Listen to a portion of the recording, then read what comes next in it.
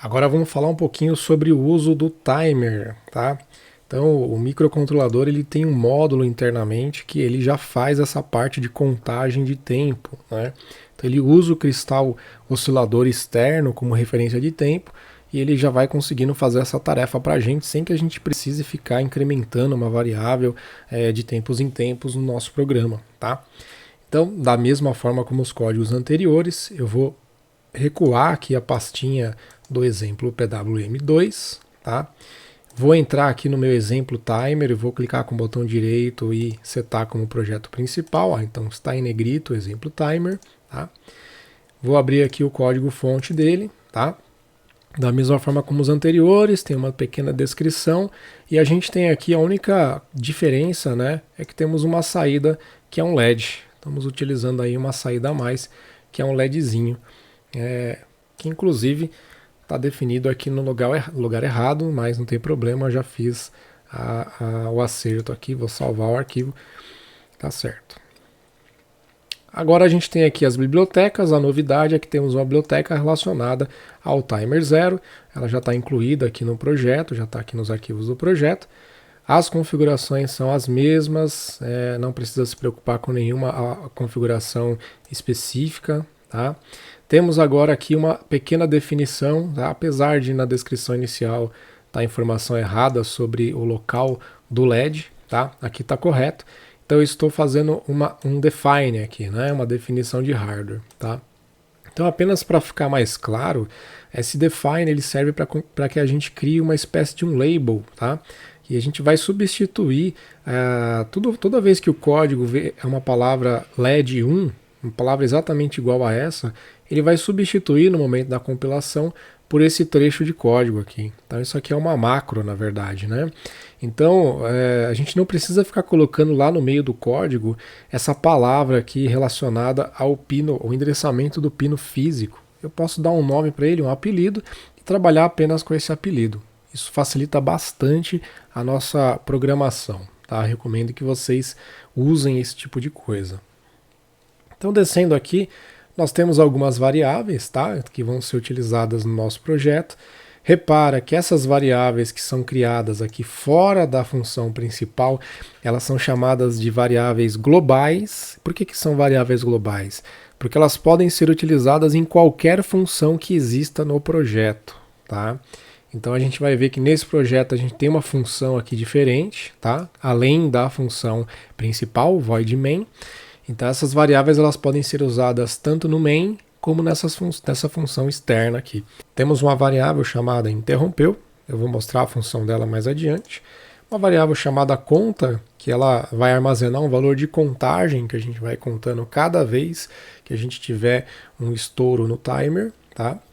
E temos uma variável de preset. Essa variável de preset ela serve para definir o valor inicial da contagem do timer, tá? Então, seguindo mais adiante, a gente tem aqui um trecho do código que é um trecho relacionado a interrupções, tá? E interrupção é uma coisa muito importante, muito útil em microcontroladores, tá? A gente não vai necessariamente precisar entender interrupções para entender esse código, mas para que você se situe, a melhor explicação que eu posso dar nesse momento é que uma interrupção é semelhante ao seu celular, tá? Se você estiver assistindo a aula e tocar o celular, você vai parar de assistir a aula e vai atender ao celular, certo? Isso acontece com a programação também. Uma interrupção é um trecho de código, é um trecho do programa que vai ser executado com uma prioridade muito maior do que o código principal. Então imagina que o código está rodando aqui na função principal, o void main aqui está rodando o código, e de repente acontece alguma chamada de interrupção. Independente de qual local esse código estiver, ele vai parar a execução desse código, vai se deslocar automaticamente para este local aqui da programação, vai executar essa interrupção, o que tem aqui dentro, e depois ele volta exatamente para o ponto que ele parou. Tudo bem? Essa é a melhor explicação que você precisa sobre interrupção nesse momento. Existem várias fontes de interrupção em microcontroladores. Uma delas é o botão de reset. Quando você aperta o reset, ele gera uma interrupção no código, só que é uma interrupção que não tem volta. É uma interrupção que zera os contadores de programa e faz toda a programação iniciar do início. Esse local aqui a gente está fazendo uma definição, né? O timer ele gera uma interrupção, já vou comentar como que ele faz isso, e quando ele gera uma interrupção, o programa é deslocado para esse trecho aqui, para essa funçãozinha. Tá? Dentro dessa função acontecem o tratamento de todas as interrupções de alta prioridade. Tá? Dentro do microcontrolador tem interrupções de alta prioridade e de baixa prioridade. São basicamente essas duas categorias que a gente tem. Então aqui nesse trecho a gente já sabe que é de alta prioridade, porque o datasheet já diz isso. Ó, o timer 0 gera uma interrupção de alta prioridade. Perfeito. Então é aqui que eu tenho que tratar ele. Quando ele gera uma interrupção, ele gera o que a gente chama de flag de interrupção. Tá? O flag é a melhor também explicação que eu posso dar nesse momento. Imagina aquelas caixinhas de correio dos filmes americanos que tem uma bandeirinha vermelhinha, né? Que quando chega uma carta, o carteiro levanta aquela bandeirinha. Então o morador ele consegue ver de longe, né? De dentro da casa dele ele sabe que chegou alguma carta no correio. Então isso é uma flag, né? Aqui para programação é a mesma coisa. É uma região da memória, um registradorzinho, um bit que ele ativa. Quando ele ativar esse bit, significa houve uma interrupção dessa localidade. E quando há uma interrupção de timer 0, ele ativa um bit que está localizado nesse ponto aqui. Tá? Não precisa decorar o local, não precisa decorar esse termo aqui, basta você entender. Né? Então, quando gera uma interrupção de timer 0, ele desloca o programa para essa região, e assim como qualquer outra interrupção de alta prioridade, para ele saber que ele tem que executar apenas o que é de responsabilidade do timer 0, eu coloquei aqui um condicional. Então ele verifica se realmente a interrupção veio a partir do timer 0. Então esse if aqui ele vai ser executado se essa verificação for verdadeira. Tá? Essa posição de memória ela não é zerada automaticamente, então eu preciso manualmente vir aqui e colocar ela em 0, tá? Para zerar essa flag. E aí eu executo algumas ações aqui dentro dessa verificação. Né? Tem as duas linhas aqui que eu já vou comentar o que fazem, mas essencialmente toda vez que gerar uma interrupção do timer, ele vai incrementar essa variável conta. Tá? Então escrever conta mais é a mesma coisa que escrever conta é igual a conta mais 1. Tá? Ou seja, ele vai incrementar. Só que isso aqui é uma forma resumida, uma forma mais bonitinha da gente escrever esse comando para incrementar uma determinada variável. Inicialmente eu declarei ela como 0, né? Então o valor inicial dela é 0. Toda vez que ela entrar nessa região do programa, ele vai incrementar. Então toda vez que houver uma interrupção do timer, ele vai contar uma vez. Ele vai contando, contando, contando. Quando esse valor chegar aqui exatamente igual a 100, eu mando ele zerar. E aí ele começa a contar de 0 em diante. Então ele ele segue esse processo aqui linearmente, né, sequencialmente, incrementa, verifica, chegou a 100? Não, então continua. Incrementa, verifica, chegou a 100? De repente chegou, beleza, então zera e continua. E além disso, eu estou setando uma variável que eu tinha criado anteriormente, chamada interrompeu.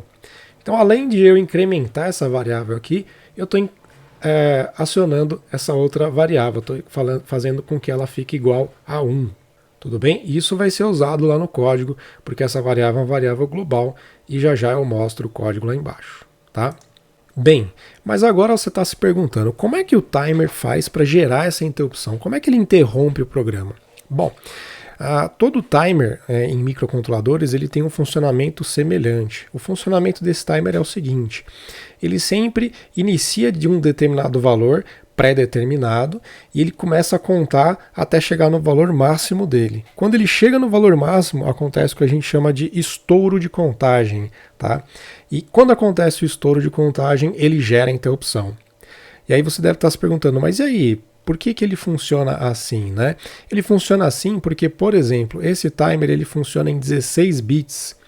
Ou seja, ele consegue contar de 0 até 65.535. Isso é a quantidade de contagens de 16 bits, tá?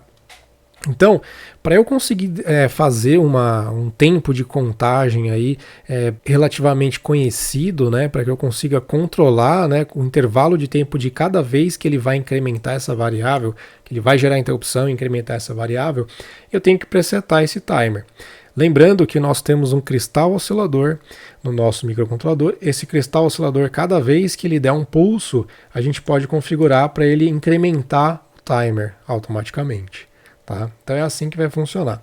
De novo, não precisa se preocupar muito com esses detalhes técnicos que eu estou comentando aqui. Eu estou explicando porque é normal a gente explicar como que funciona internamente. Mas se você não tiver entendido muito bem como isso funciona, não é tão crítico. Basta você saber utilizar esse timer aqui. Tá? E para auxiliar o uso desse recurso, tá?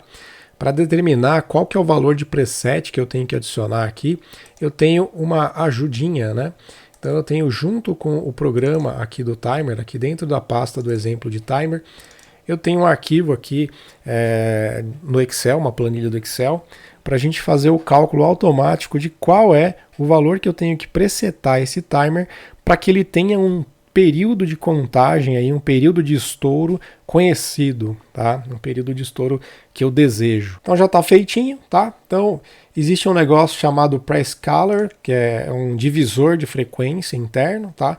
Isso aqui tudo já está configurado lá dentro, o nosso timer 0 já é de 16 bits, o prescaler dele eu já configurei em 64, o nosso cristal oscilador não é de 20 MHz, mas é de 4 MHz, então eu vou atualizar aqui.